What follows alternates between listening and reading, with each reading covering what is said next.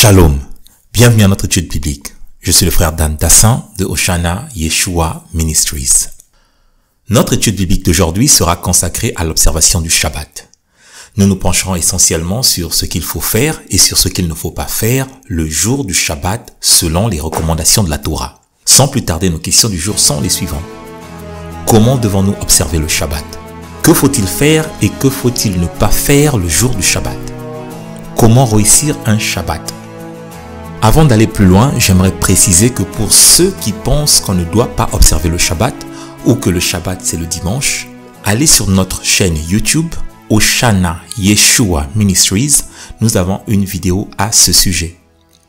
En ce qui concerne l'étude biblique d'aujourd'hui, il est destiné à ceux qui veulent garder le Shabbat et qui ont compris l'exigence biblique d'obéir aux lois de Yehovah, l'Élohim d'Israël, notre Créateur. Alors, comment garder le Shabbat? En réalité, le Shabbat commence par une préparation matérielle ou logistique. Pour vous aider à comprendre ce que je veux dire, je vais faire un parallèle avec l'organisation d'un spectacle. Avant un spectacle, il faut placer les chaises pour les spectateurs, il faut installer les lumières, installer le matériel sonore et les tester pour garantir le succès du spectacle. Il en est de même pour le Shabbat. Le Shabbat, tout comme les autres saintes convocations de Yehovah, telles que la Pâque, les pains sans levain, la Soukhot et autres, nécessitent une période de préparation. Dans Luc 23, verset 54, nous retrouvons cette notion de préparation du Shabbat.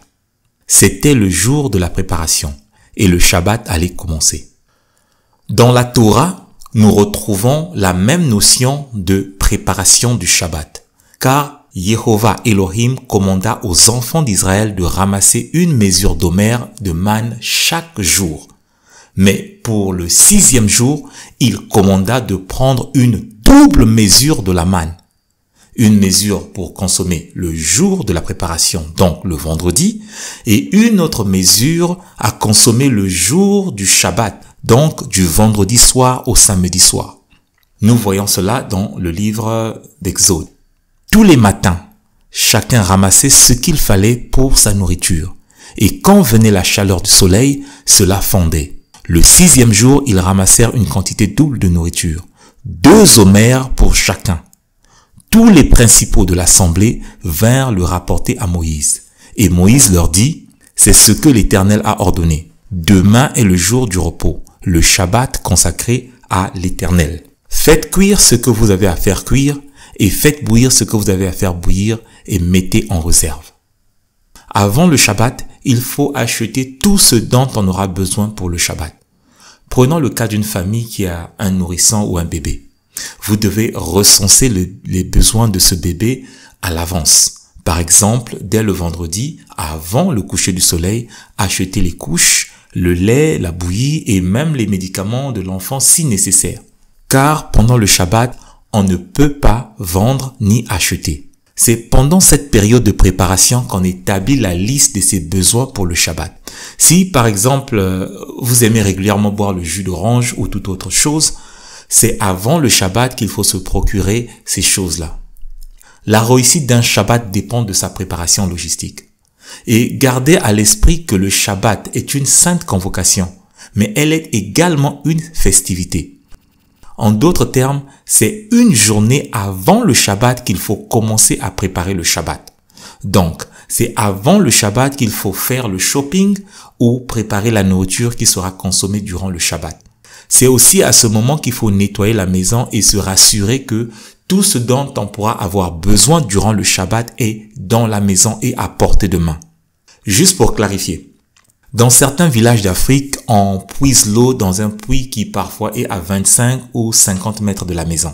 Ensuite, on doit transporter cette eau dans des cantines ou dans des seaux dans les maisons. Dans le cadre de la préparation du Shabbat, cette eau doit être puisée et stockée dans la maison avant le commencement du Shabbat. J'espère que vous avez bien compris la notion de préparation du Shabbat. Le Dieu d'Israël désire que son peuple se repose complètement des travaux laborieux le jour du Shabbat.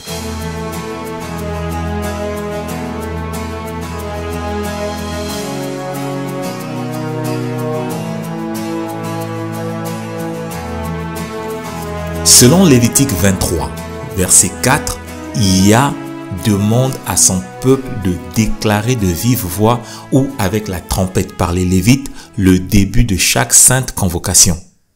Le dernier repas de notre Seigneur Yeshua, par exemple, n'était pas le repas de Pâques comme beaucoup de personnes le pensent. C'était un repas en obéissance à Lévitique 23, verset 4 qui dit « Voici les fêtes de Jéhovah, les saintes convocations que vous publierez à leur temps fixé. » Le mot publié est traduit du mot hébreu « kara » qui veut dire « proclamer » ou « crier de vive voix ». Je répète. Le Shabbat, tout comme les autres saintes convocations, commence par une déclaration verbale au coucher du soleil. Les Juifs orthodoxes, par exemple, ont établi une prière uniforme dans leur communauté appelée la Kiddush du Shabbat. Elle est récitée à l'entrée du Shabbat avec d'autres prières telles que Hamotzi ou la bénédiction du pain et Set Hayil, qui est la bénédiction de la mère de maison, et ils ont d'autres prières, je crois, ils ont près de 7 ou 8 prières qu'ils récitent à l'entrée du Shabbat. Vous n'avez pas besoin de préparer un pain spécial pour le Shabbat, ou avoir des bougies. Ce n'est pas nécessaire, ce sont simplement des traditions d'hommes. Je répète, le pain spécial et les bougies que vous voyez souvent allumées dans les maisons des Juifs, ce sont des traditions. Ce que Elohim vous demande, c'est de préparer ce que vous aimez manger de pur et faites une prière pour déclarer le début du Shabbat et déclarez-le clairement aux gens de votre maison. Il faudrait que chacun dans votre maison sache que le Shabbat a commencé afin que personne ne puisse l'enfreindre. Je parle ici dans le cas de ceux qui habitent dans des maisons où tout le monde s'accorde pour garder le Shabbat. Il faut aussi ajouter que le Shabbat commence le vendredi soir après le coucher du soleil et se termine le samedi soir après le coucher du soleil. Pour ceux qui veulent en savoir plus sur quand commence le jour biblique selon la Bible, allez voir sur notre chaîne YouTube. Notre chaîne YouTube, c'est Oshana Yeshua Ministries. Nous avons une vidéo intitulée « Quand commence le jour biblique ». Toutefois aussi, nous avons l'historien Flavius Josephus qui nous informe que selon les pratiques du temple de la période d'avant le 1er siècle, le Shabbat commençait et se terminait les soirs.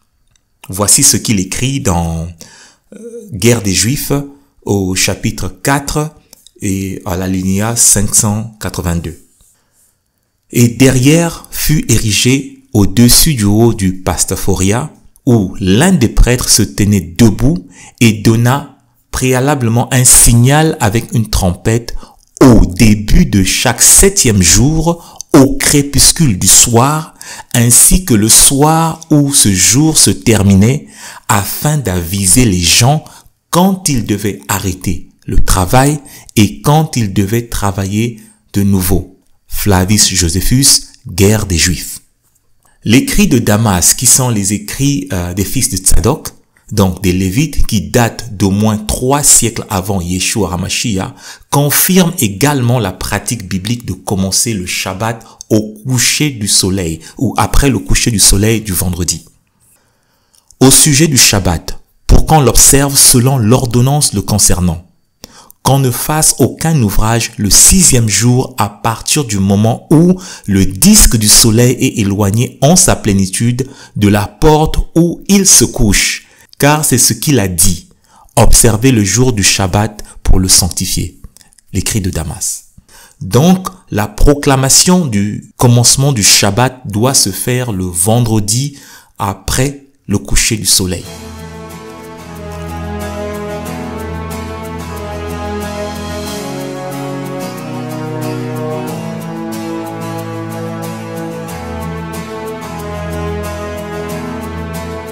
L'idée principale du Shabbat, c'est de se reposer au 7e jour, tout comme le Créateur s'est reposé lui-même de ses œuvres le 7e jour. C'est aussi un repos donné aux enfants d'Israël à leur sortie de l'esclavage de l'Égypte. C'est ce que Yah dit dans Deutéronome. Tu te souviendras que tu as été esclave au pays d'Égypte et que l'Éternel, ton Dieu, t'en a fait sortir à la main forte et au bras étendu. C'est pourquoi l'Éternel, ton Dieu, t'a ordonné d'observer le jour du repos. Et le Shabbat symbolise également notre espérance en ce Shabbat futur annoncé dans le livre d'Hébreux. Car si Josué leur eût donné le repos, il ne parlerait pas après cela d'un autre jour. Il y a donc un repos de Shabbat réservé au peuple de Dieu, car celui qui entre dans le repos de Dieu se repose de ses œuvres comme Dieu s'est reposé des siennes. Hébreux 4, versets 8 à 10. Jéhovah Elohim demande un repos total à son peuple, d'où l'importance de préparer ce repos en avance comme nous l'avions vu tout à l'heure. Ceci veut dire que pendant le Shabbat, on ne travaille pas. C'est un jour de congé ordonné par Dieu. Ne vous fiez pas aux chrétiens qui vous disent que tous les jours, c'est Shabbat. Dieu a sanctifié un jour depuis le commencement du monde. Il n'a pas dit tous les jours c'est Shabbat. Ou bien il n'a pas dit choisissez votre jour de Shabbat. Il l'a ordonné. Souvenez-vous, tout à l'heure, nous avons vu dans Lévitique 23, verset 4, que c'est Dieu qui a fixé les jours de ces saintes convocations. Je vous en prie, n'allez pas en rébellion contre la parole de Dieu. Donc, vous ne devez pas travailler et vous ne devez pas faire travailler une autre personne. Si vous êtes un employeur, vous ne pouvez pas demander à votre employé de travailler même s'il ne croit pas au Shabbat. Cela est très clairement expliqué dans la Torah. Tu travailleras 6 jours et tu feras tout ton ouvrage. Mais le 7e jour est le jour du repos de l'Éternel, ton Dieu.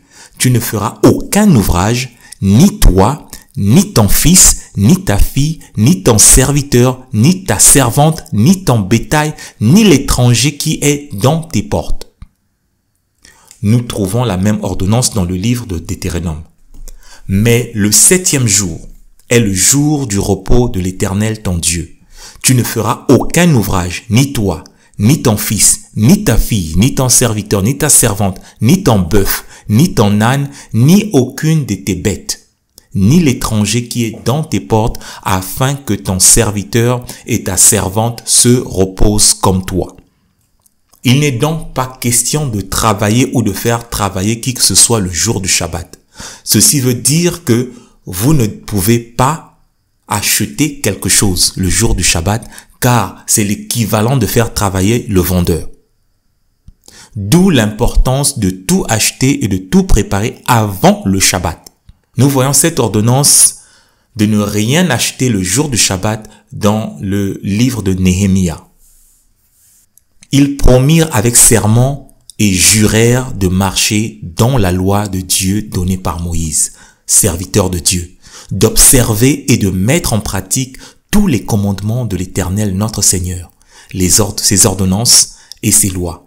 Nous promîmes de ne rien acheter le jour du Shabbat et les jours de fête des peuples du pays qui apportaient à vendre le jour du Shabbat, des marchandises ou des denrées quelconques, et de faire relâche la 7e année en exigeant le paiement d'aucune dette. Le jour du Shabbat ne veut pas dire rester au lit toute la journée sans rien faire, quoique moi-même je le fais de temps à autre. C'est un jour idéal pour se ressourcer chez notre Dieu et pour se reconnecter aux hommes.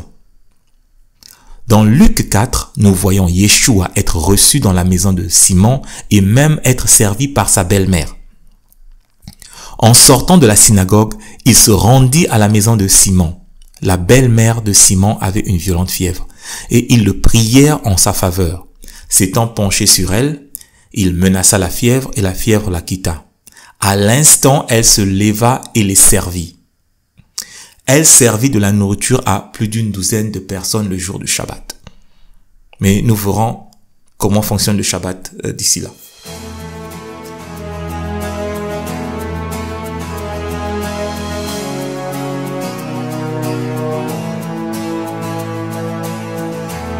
Dans la Mishnah Shabbat, les rabbins avaient établi la liste de 39 catégories de travaux qui ne sont pas permis le jour du Shabbat.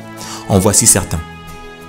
Labourer un champ, semer des graines, moissonner ou cueillir des fruits, lier en gerbe, battre les céréales pour les dégager, vanner au vent, trier pour séparer grains et déchets, écrire, etc. À partir des 39 catégories des travaux interdits durant le Shabbat, les rabbins ont malheureusement créé des règles et des régulations qui sont en réalité des traditions d'hommes. Par exemple, dans Luc 6, les pharisiens attaquèrent les disciples de Yeshua sur la base de cueillir et de froisser quelques grains de blé pour les manger pendant le Shabbat. Il arriva un jour de Shabbat appelé second premier, que Yeshua traversait des champs de blé. Ses disciples arrachaient des épis et les mangeaient, après les avoir froissés dans leurs mains. Quelques pharisiens leur dirent, « Pourquoi faites-vous ce qui n'est pas permis de faire pendant le Shabbat ?» Yeshua, bien sûr, les recadra. Et ces régulations des rabbins ont évolué. Aujourd'hui, par exemple, les juifs orthodoxes ne peuvent pas éteindre ni allumer une ampoule le jour du Shabbat sous prétexte que c'est comme allumer ou éteindre du feu. De même, si quelqu'un ouvre son réfrigérateur et que la lumière s'allume, c'est considéré comme s'il a enfreint la loi. Et nous parlerons de la loi du feu tout à l'heure s'il y a le permis. Il y a d'autres régulations comme ne pas se gratter la barbe le jour du Shabbat. Car si l'on se gratte la barbe le jour du Shabbat et que l'on perd un poil en se grattant, cela est considéré comme si l'on s'est rasé.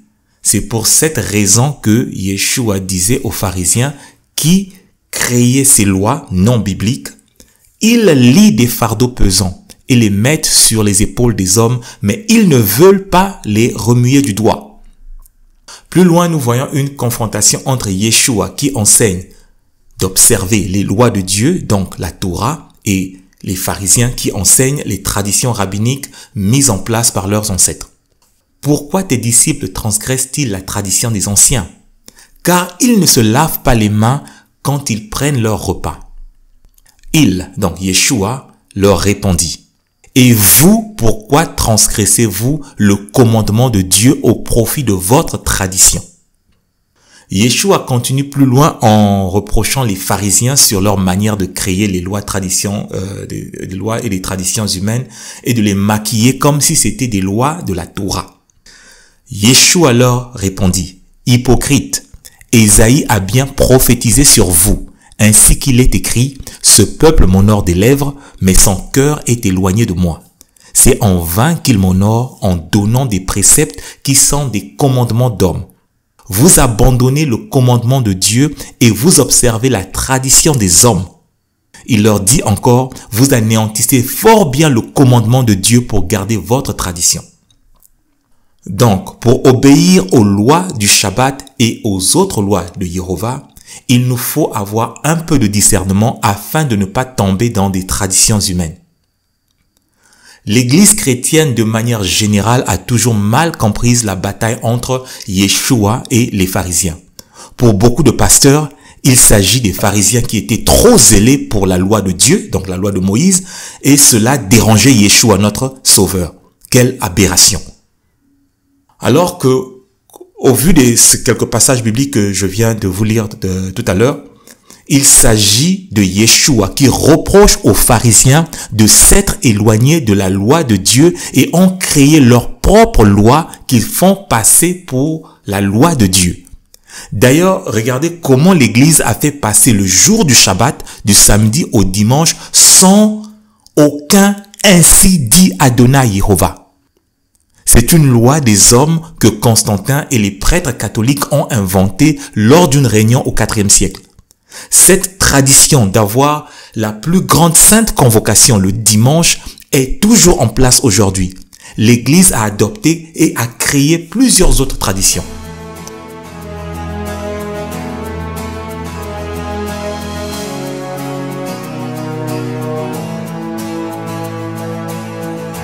Dans le livre de Jérémie, nous lisons ce qui suit. « Ainsi parle l'Éternel.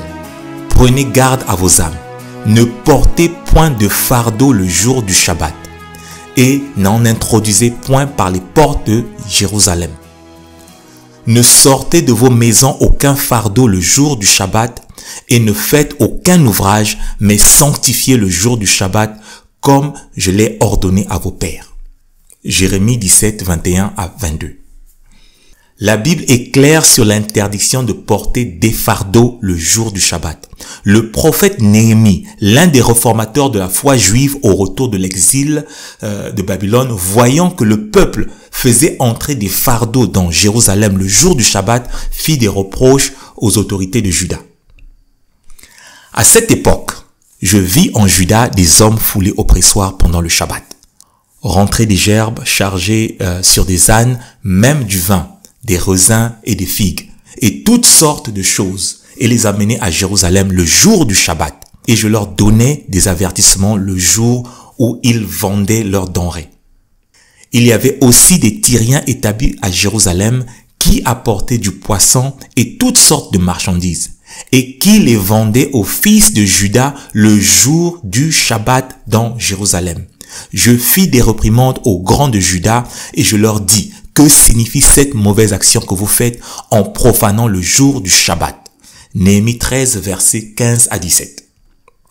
Ici, nous voyons Néhémie enseigner que pendant le Shabbat, on ne doit pas porter des fardeaux comme des gerbes ou charger des ânes de vin, de raisins et de toutes sortes de marchandises. Il est aussi interdit de vendre ou d'acheter le jour du Shabbat.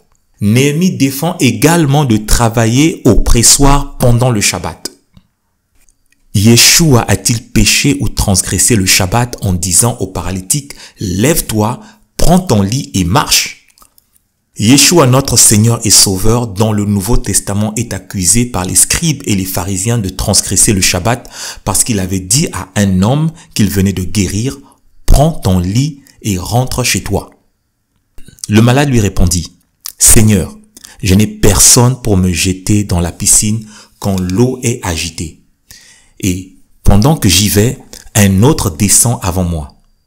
Lève-toi, lui dit Yeshua, prends ton lit et marche. Aussitôt cet homme fut guéri. Il prit son lit et marcha. C'était un jour de Shabbat. Les Juifs dirent donc à celui qui avait été guéri: c'est le Shabbat. Il ne t'est pas permis d'emporter ton lit. Jean 5, versets 7 à 10. Si l'on compare les actions de Yeshua à ce que Yehovah Elohim avait dit au travers des prophètes Jérémie et Néhémie, à première vue, il semble que Yeshua avait transgressé le Shabbat. Or, la parole de Dieu précise que le Mashiach n'a jamais péché.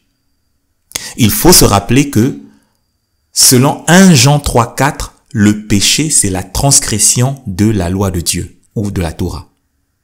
Yeshua a-t-il péché ou transgressé le Shabbat en disant au paralytique: lève-toi, prends ton lit et marche? Le Mashiach, Yeshua, enseignant sur le Shabbat, reprochait aux scribes et aux pharisiens de ne pas juger selon les apparences. Dans Jean 7, 24, Yeshua dit ceci: ne jugez pas selon l'apparence, mais jugez selon la justice. Et c'est ce que nous allons faire dans ce cas. Si nous regardons de plus près ce qu'ont dit les prophètes Jérémie et Néhémie sur les fardeaux, premièrement, le contexte est celui de lourds fardeaux agricoles qui ne doivent pas entrer par les portes de Jérusalem ou sortir de nos maisons. Il s'agit des fardeaux pour travailler dessus. Il s'agit des objets et des produits alimentaires lourds à caractère commercial ou qui sont étroitement liés à notre travail quotidien. Il faut comprendre cela comme par exemple faire sortir de sa maison une gerbe de blé pour l'égrener ou le tamiser. Quand Yehovah dit « Prenez garde à vos âmes », ne portez point de fardeau le jour du Shabbat et n'introduisez point dans les portes de Jérusalem. Ça, c'est ce qu'il dit dans Jérémie 17, 21.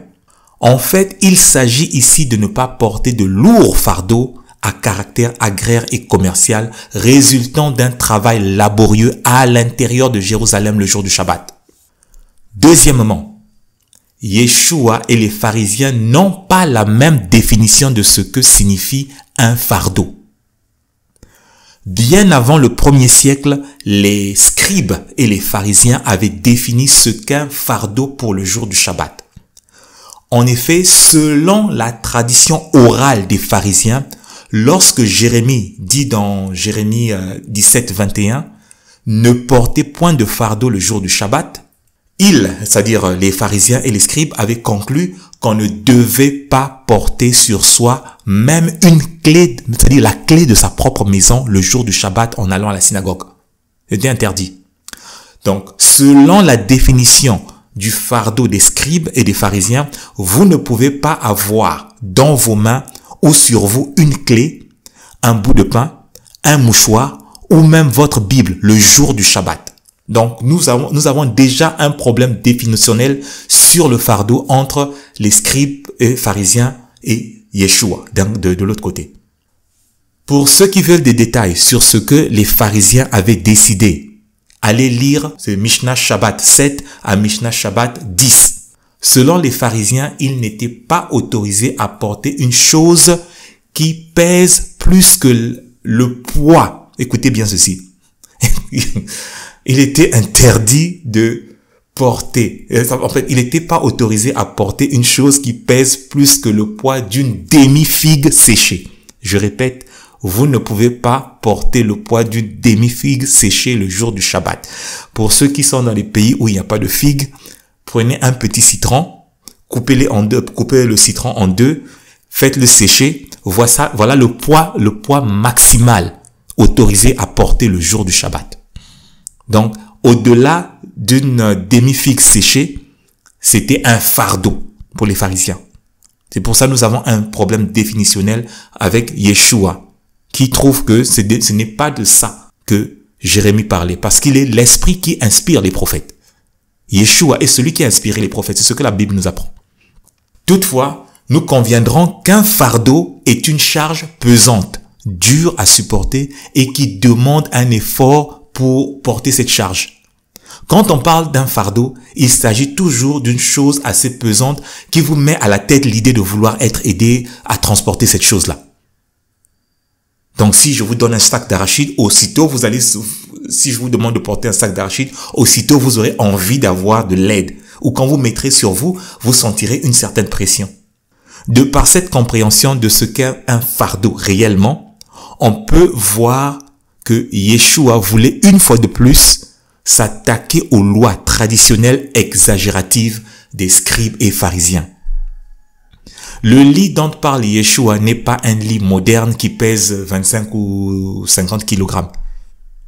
Il s'agit ici d'une espèce de natte en bois léger, facile à rouler et à transporter. Mais pour les pharisiens, ce lit pesait bien plus qu'une demi-figue séchée. C'est là le problème. Yeshua voulait démontrer par là que leur compréhension de la Torah et des prophètes était sortie du cadre de la prescription de Jéhovah. Et à plusieurs reprises, Yeshua n'a pas hésité à dénoncer les traditions des scribes et pharisiens. Dans Marc 7, versets 6 à 9, nous lisons ceci. Yeshua leur répondit, « Hypocrite, Ésaïe a bien prophétisé sur vous.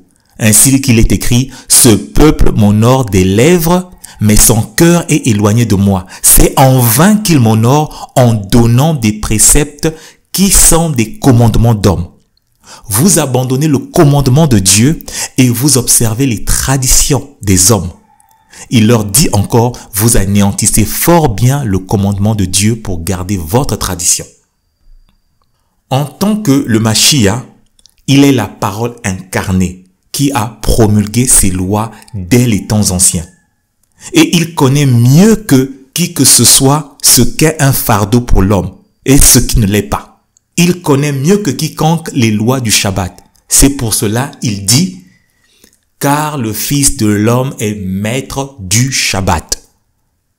Quand Jéhovah a donné ses lois sur le Shabbat, c'était pour donner du repos à l'homme une fois par semaine, le 7e jour.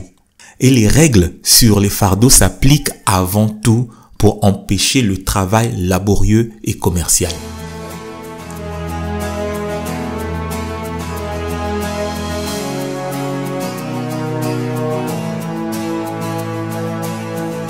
Est-il permis d'allumer un feu pendant le Shabbat? La loi sur l'allumage du feu est l'une des lois du Shabbat les plus mal comprises par plusieurs croyants. La Bible dit dans Exode 35, verset 3, « Vous n'allumerez point de feu dans aucune de vos demeures le jour du Shabbat. » Pendant des années, j'ai mangé de la nourriture froide le jour du Shabbat. J'aime beaucoup les salades, mais je me demandais toujours comment est-ce que les anciens Israélites faisaient pour manger un bouillon de mouton non réchauffé le jour du Shabbat. Pour ceux qui mangent le mouton, vous comprenez que ça devient comme du beurre quand c'est pas réchauffé. Et je me posais la question de savoir comment est-ce qu'ils faisaient pour manger le mouton. Pendant l'hiver, j'hésitais d'allumer le feu de bois pour garder ma famille au chaud. Et en plus, on ne pouvait pas manger de la nourriture chaude. Donc il fait froid, on ne peut pas allumer le feu et on ne peut pas manger de la nourriture chaude. Je posais donc la question à un rabbin afin qu'il m'explique comment les anciens juifs prenaient-ils leur repas et comment ils se réchauffaient le jour du Shabbat pendant l'hiver. Tout ce qu'il me dit, c'est que aujourd'hui, il y a des technologies pour garder la nourriture de la veille chaude pendant le jour du Shabbat, ou bien pendant tout le Shabbat. Un jour, je me suis finalement posé la bonne question. Comment les anciens Israélites faisaient-ils le feu? La réponse était évidente. Ils faisaient le feu de la même manière que les anciens Égyptiens faisaient le feu. En recherchant sur la technologie du feu des Égyptiens, j'ai découvert que les Égyptiens, tout comme les Israélites, utilisaient une espèce d'arc sur lequel ils enroulaient un morceau de bois et ils formaient une espèce de perceuse manuelle. Ils plaçaient un bois contre un autre et ils allumaient le feu en faisant des va-et-vient rapides avec cet arc. C'est comme s'ils jouaient du violon. Cela les aidait à allumer le feu. C'était un instrument pour allumer le feu. Mais pour le faire, il fallait jouer cette espèce de violon-là pendant 15 minutes à 20 minutes sans arrêt. Ici, on voit bien la notion de travail laborieux pendant le Shabbat. Il vous faut travailler pendant 15 à 20 minutes pour allumer un feu. Et là, en fait, quand je dis 15 à 20 minutes, c'est pour avoir du charbon incandescent. Maintenant, il faudra souffler sur les braises, ainsi de suite, ajouter le bois, etc. Donc, ça vous prend à peu près 30 minutes de travail pour allumer un feu. C'est de ça que Dieu parle. Ici, on voit bien la notion de travail laborieux pendant le Shabbat. C'est pour cela que Dieu avait défendu d'allumer le feu. Mais aujourd'hui, avec une tige d'allumette, je peux me faire un feu sans transpirer. Et cela en moins de 10 secondes.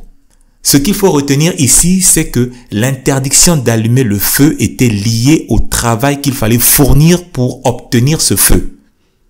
Une fois allumé, les Israélites savaient comment garder un feu pendant le Shabbat. Il suffisait de garder les bûches de feu allumées à environ 10 cm les unes des autres. Et le bois restait incandescent toute la nuit sans flamme, ni trop de fumée et ça ne s'éteignait pas. En tout cas, j'ai vu ma grand-mère faire ça. Et ici en Afrique, j'ai vu certaines femmes le faire dans certains villages que j'ai visités. Ils n'avaient pas besoin de faire le feu au petit matin parce que le feu d'hier était déjà là. Donc, ce que les Israélites faisaient, c'est qu'au petit matin du Shabbat, ils rapprochaient simplement les bûches de bois incandescents pour raviver le feu sans transpirer. Avant le Shabbat, préparez votre nourriture. Pendant le Shabbat, vous pouvez allumer un feu sans transpirer en utilisant des allumettes, votre réchaud à gaz ou électrique ou du feu de bois pour réchauffer votre nourriture. Mais si vous ne possédez pas le matériel pour faire un feu rapidement et que vous devez recourir à la méthode antique égyptienne de faire le feu ou la méthode antique des Israélites de faire le feu, abstenez-vous de faire le feu le jour du Shabbat.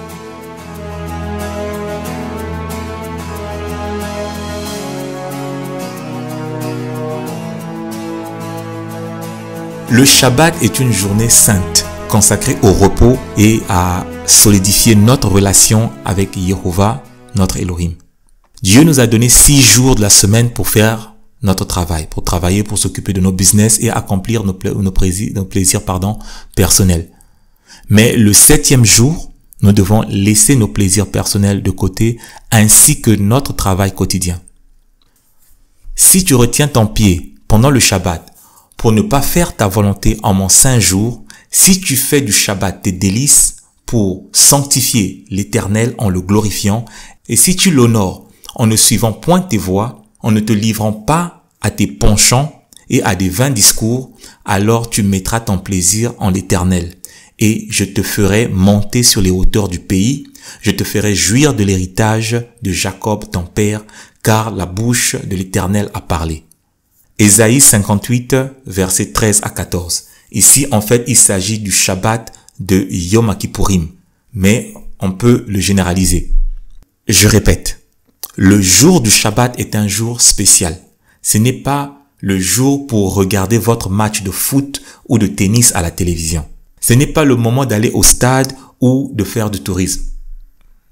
Les plaisirs du Shabbat se concentrent autour de la communion familiale et fraternelle, autour du partage de nourriture et autour du partage biblique. Pour les mariés, dans le livre des Jubilés, au chapitre 50, il y a une interdiction de relations sexuelles pendant le Shabbat. Pour les Juifs orthodoxes, le sexe est recommandé le jour du Shabbat.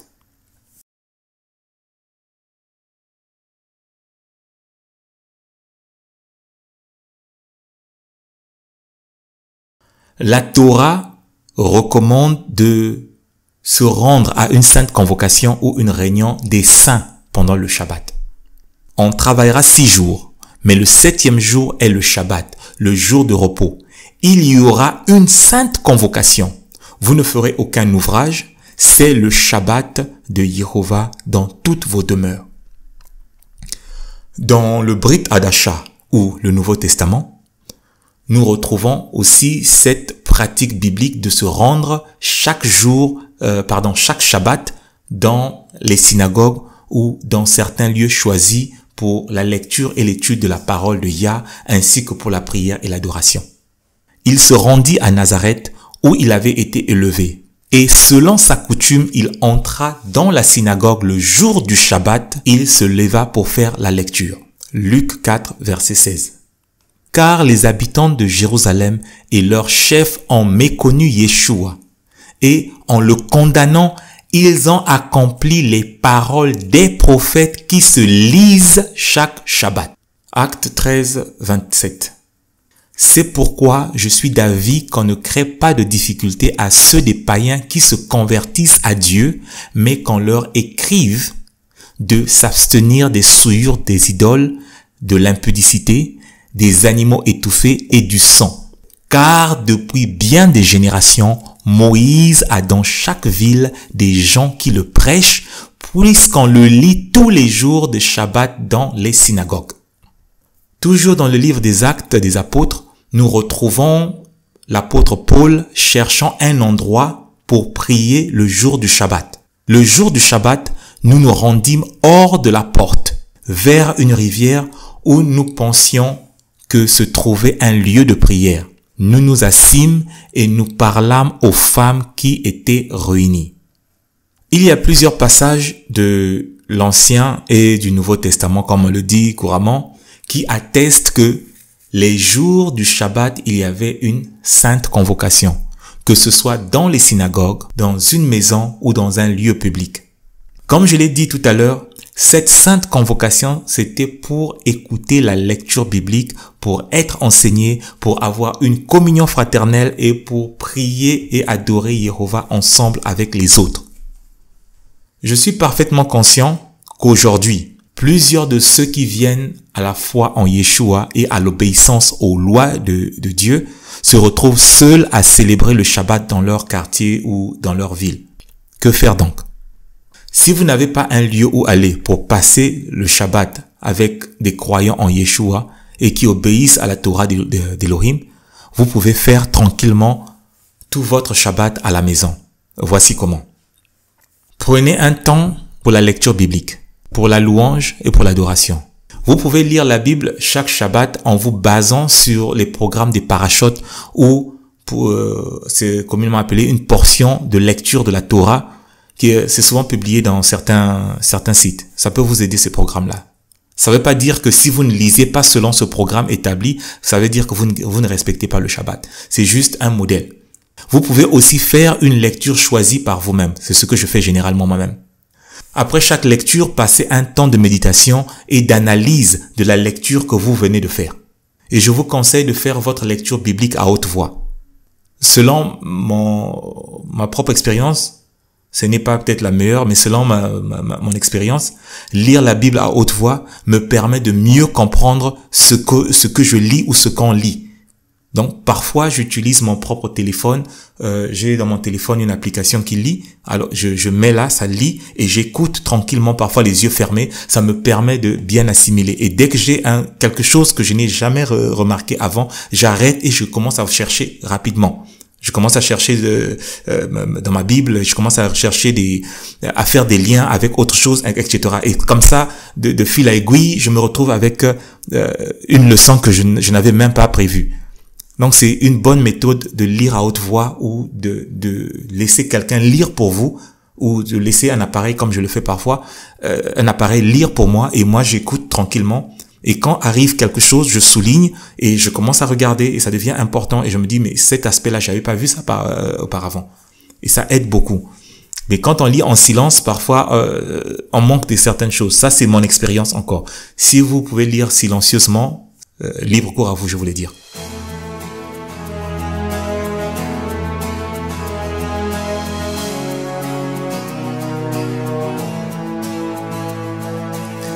Est-il permis de voyager le jour du Shabbat? La consigne générale est de se reposer à la maison, dans un jardin ou dans un endroit paisible et se rendre dans un lieu de prière pour respecter la loi de la Sainte Convocation. Durant la traversée du désert, Jéhovah avait ordonné aux Israélites de ne pas sortir hors du camp les jours de Shabbat. Ça veut dire que le jour de Shabbat, Dieu s'arrangeait à ce que le camp soit positionné quelque part. La colonne de feu ou la nuée ne se déplaçait pas le jour du Shabbat. Donc avant le Shabbat, c'est sûr que la nuée ou la colonne de feu s'était déjà arrêtée. Comprenez déjà que donc lui-même, il ne faisait pas traverser, il ne faisait pas voyager les Israélites durant le Shabbat. Voici ce que Exode 16, 29 à 30 dit. Considérez que Jéhovah vous a donné le Shabbat. C'est pourquoi il vous donne le 6e jour de la nourriture pour 2 jours. Que chacun reste à sa place et que personne ne sorte du lieu où il est au 7e jour. Et le peuple se reposa le 7e jour. Exode 16, versets 29 à 30. Je vous prie de redoubler votre attention ici. Il n'est pas question de s'enfermer dans sa maison et de ne pas sortir le jour du Shabbat. Elohim avait ordonné aux Israélites de ne pas sortir hors du camp le jour du Shabbat, dans le but d'éviter qu'ils soient tentés d'aller puiser de l'eau, de se livrer à la chasse ou à la cueillette ou à ramasser du bois. Car souvenez-vous qu'ils devaient sortir de leur tente pour se rendre à l'assemblée solennelle chaque Shabbat. Si vous avez un voyage prévu, essayez d'éviter de votre mieux de voyager durant le Shabbat. Et à propos des déplacements le jour du Shabbat, on m'avait posé le problème suivant. Supposons qu'une famille entière veuille se rendre dans une assemblée pour participer à une sainte convocation le jour du Shabbat et que cette famille n'a pas de voiture. Peut-elle payer le transport public ou payer un taxi pour aller célébrer le Shabbat? Ici, c'est là où nous devons faire usage de la loi de précédence du Shabbat. Yeshua explique clairement cette loi lorsqu'il prend l'exemple d'un bébé qui doit se faire circoncire le 8e jour et que ce 8e jour tombe un jour de Shabbat. Yeshua préconise qu'on doit circoncire cet enfant même en plein Shabbat. Le fait que Yeshua guérisse les malades le jour du Shabbat aussi, c'était pour enseigner cette loi de la précédence. C'est-à-dire qu'il y a des circonstances qui font qu'on puisse transgresser le Shabbat sans qu'on puisse se rendre coupable. Et pour cela, Yeshua cite les prêtres lévites au temple qui, pendant le Shabbat, attisaient le feu, tuaient les animaux, les traitaient, les préparaient sans se rendre coupables, car ils obéissaient à la loi du sacrifice perpétuel qui doit se faire chaque jour de la semaine, y compris le jour du Shabbat. Durant le Shabbat, il est interdit de porter les fardeaux comme nous l'avons vu tout à l'heure. Mais s'il arrivait qu'un enfant s'effondre devant vous le jour du Shabbat et que vous êtes la seule personne dans les environs, n'allez-vous pas porter cet enfant-là ou cet homme-là sur vos épaules vers une clinique? Allez-vous laisser cet enfant souffrir parce que vous êtes trop saint et obéissant à la Torah, au Shabbat? Non, la vie de cet enfant ou de cette personne prend précédence sur l'interdiction de soulever des fardeaux le jour du Shabbat. Il en est de même pour le paiement de transport le jour du Shabbat. La participation à l'assemblée solennelle prend précédence sur l'acte de payer son déplacement, puisque vous devez aller loin. C'est à cause de ce genre de circonstances indépendantes de notre volonté à respecter le Shabbat que Yeshua avait dit « Le Shabbat a été fait pour l'homme et non l'homme pour le Shabbat ».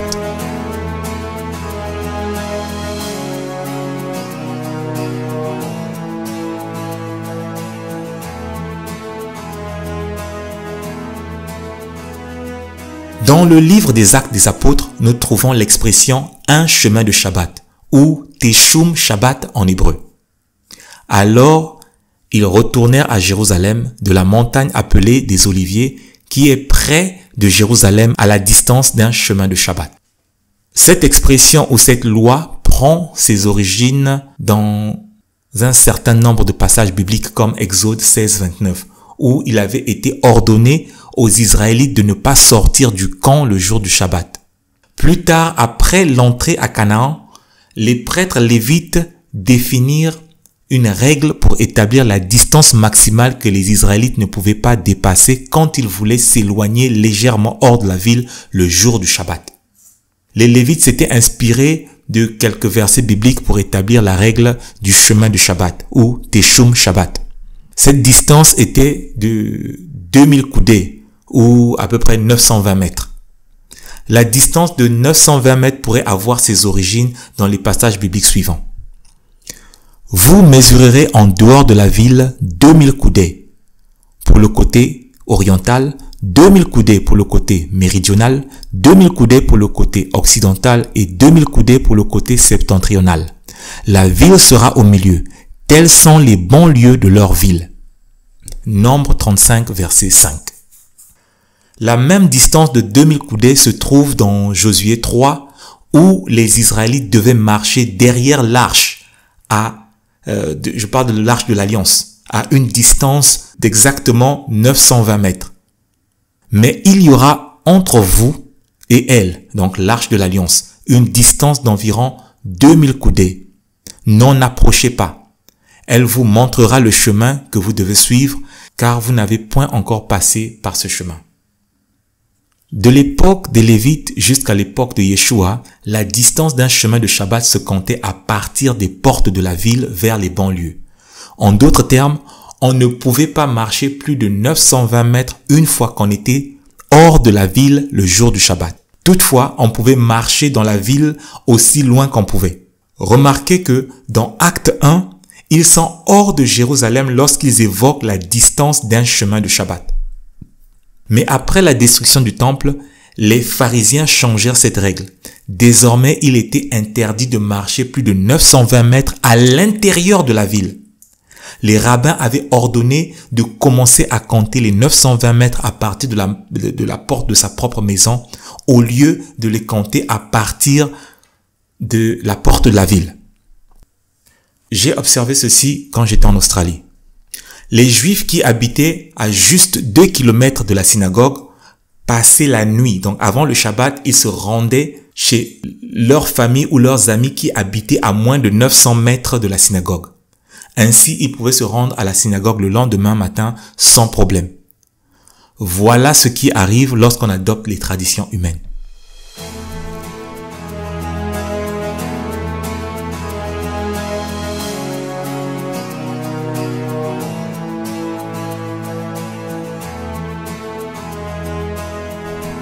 Il y a des métiers dont la nature pose problème par rapport au Shabbat.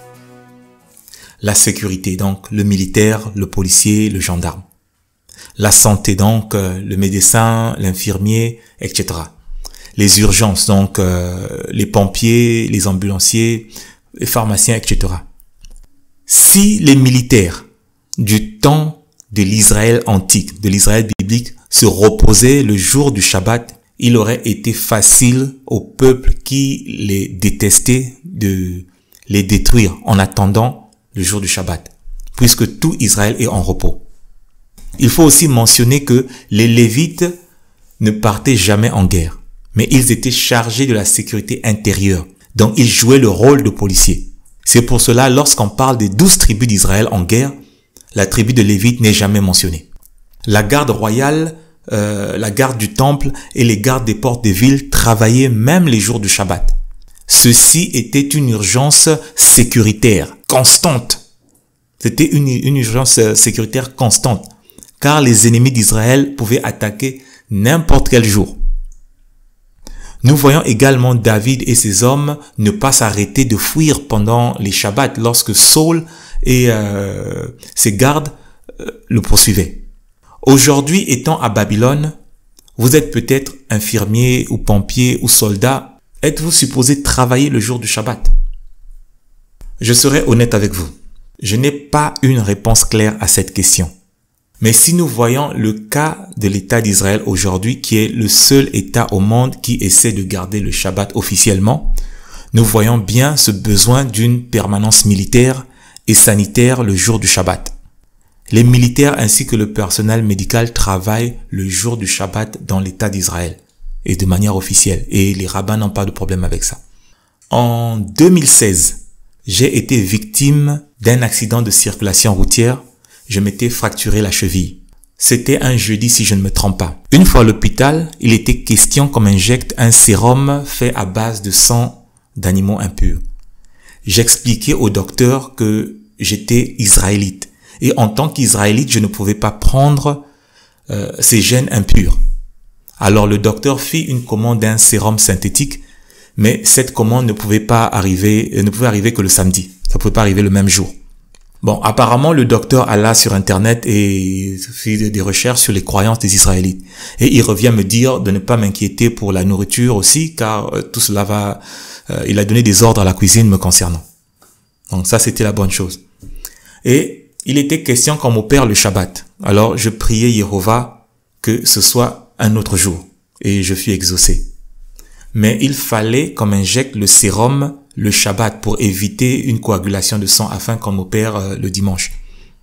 C'est à ce moment que je commençais à méditer sur le Shabbat et les services d'urgence. Je me posais la question de savoir si les employés de la cuisine n'étaient pas là le Shabbat, qui allaient préparer et servir tous ces malades qui parfois n'ont pas de famille. Si les femmes de ménage de l'hôpital, les ambulanciers, les médecins et les infirmiers étaient tous en Shabbat, qui allaient s'occuper des services de soins de l'hôpital? Des milliers de personnes devaient souffrir et d'autres perdre la vie si c'est possible. Parce qu'il y a des gens qui sont sous assistance respiratoire. Il y a des gens qui ont des tensions, ainsi de suite. Et il n'y a pas de médecin, il n'y a personne, tout le monde est en Shabbat. Imaginez que votre maison prenne feu le jour du Shabbat. N'essayerez-vous pas d'éteindre ce feu-là? Ou n'appellerez-vous pas les pompiers? Mais si en appelant les pompiers, un répondeur automatique vous dit que c'est le Shabbat, il n'y a pas de service aujourd'hui, imaginez votre désarroi. Ceci est une question complexe. Je conseillerais donc à ceux qui travaillent dans la santé, les pharmacies, les urgences, la sécurité, de prier à Elohim et d'agir chacun selon qu'Elohim aurait mis dans leur cœur. Je répète, c'est une question où j'ai du mal à me prononcer et je préfère être honnête.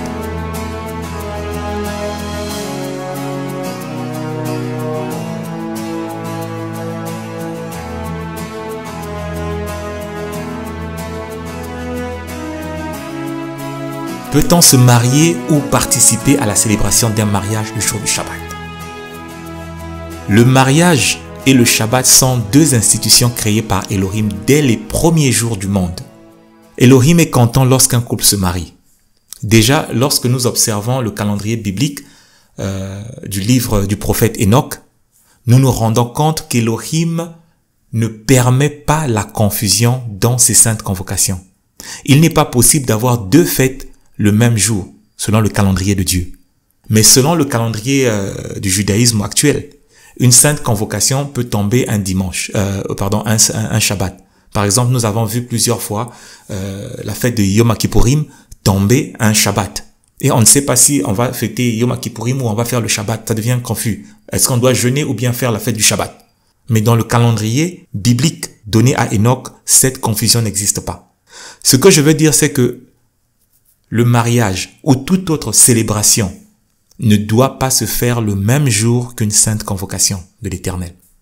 Un autre élément est le suivant. Un mariage nécessite beaucoup de travail et d'organisation, aussi bien avant, pendant et après la cérémonie. De manière générale, il faut mobiliser un tas de personnes pour travailler le jour du mariage. Cela va à l'encontre de l'esprit du Shabbat qui veut que l'homme se repose en paix et oublie un tant soit peu ses tracasseries du quotidien.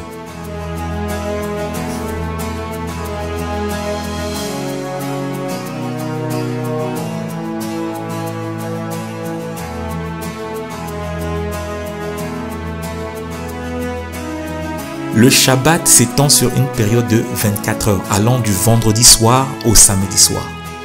Il est important d'indiquer aux enfants et à la famille que le Shabbat se termine et que chacun peut reprendre ses activités après le coucher du soleil du samedi.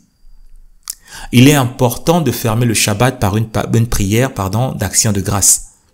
En hébreu, la prière de fin du Shabbat est appelée Havdalah. C'est généralement des chansons, en fait, quand le Shabbat est bien fait, la clôture du Shabbat devient encore une autre fête. Ça continue parfois jusqu'à 20h, 22h, ça dépend En fait, le Shabbat est fini, mais on est en train de manger, on cause, on continue. Parfois, il arrive que les sujets sur lesquels on est en train de discuter sont tellement intéressants qu'on continue, on voit même pas le temps passer. Et je crois que c'est ce qui se passe avec Paul.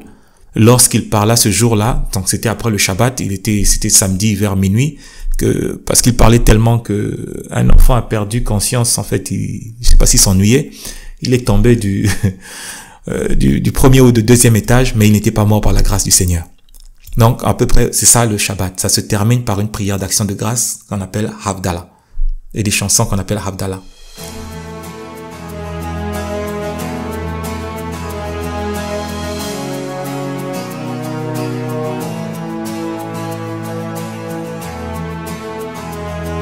Je sais que plusieurs ont encore des questions par rapport à ce sujet délicat. Mais aujourd'hui, il a plu à Elohim que je puisse partager avec vous l'essentiel de ce qu'il faut savoir pour commencer à pratiquer le Shabbat.